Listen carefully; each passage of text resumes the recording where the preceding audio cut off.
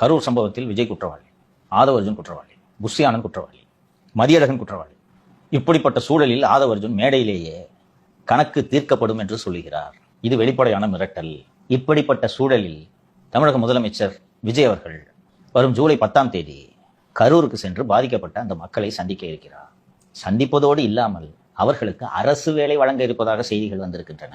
இதற்கு முன்னரே வேற 20 லட்சம் வரை கொடுத்திருக்காங்க. அந்த பாதிக்கப்பட்ட குடும்பத்தினர் அத்தனை பேரும் இந்த வழக்கில் முக்கியமான சாட்சிகள்.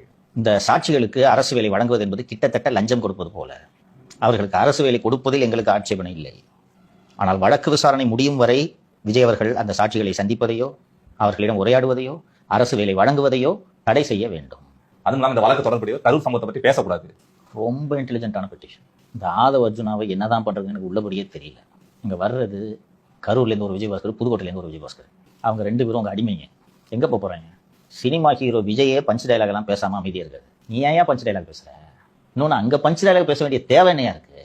எதுக்கு பஞ்ச் டைலாக்? சிபிஐ இந்த வழக்கை விசாரிச்சுட்டு இருக்கும்போது கணக்கு தீர்க்கப்படும்னு எச்சரிக்கை விடுப்பதன் மூலமாக அமைச்சராக இருக்கும் ஆதவ அர்ஜுன் அவரின் கீழ் இருக்கக்கூடிய காவல்துறையை வச்சு வேற விதமான விசாரணை நடத்துறதுக்கும் சாட்சிகள் உண்மையை சொல்லாமல் இருக்கிறதுக்கும் ஏற்பாடு பண்றாருன்னு நான் குற்றச்சாட்டு சொல்றேன். பதில் சொல்லுங்க. அந்த சம்பவத்துக்கு விஜய் ஒரு வகையில காரணம், அல்லது ஆதவ அர்ஜுன் ஒரு வகையில காரணம். அந்த உண்மையை அந்த பாதிக்கப்பட்ட மக்கள் சொல்லிடக்கூடாதுன்றதுக்காக லஞ்சமா நீங்க இந்த அரசு வேலை கொடுக்குறீங்கன்னு சார்ஜ் பண்ணா என்ன பதில் சொல்லுங்க? அதான் பண்றாங்களே. பண்ணிட்டாங்களா? இதுக்கு இடம் கொடுக்கலாமா? இன்னொன்னு இந்த விஷயத்தை கோர்ட்டும் கன்சிடர் பண்ற மாதிரி இருக்கு. போதுமா? இப்போ உனக்கு பெரிய அளவில் சட்ட அறிவு கிடையாது, இருந்தாலும் கரெக்டாக இருக்க மாதிரி இருக்கே தோணுச்சா? இன்னொன்று ரொம்ப முக்கியமாக கவனிக்கணும், இது வெறும் சிபிஐ விசாரணை அல்ல. யார் மானிட்டர் பண்றது? Supreme court.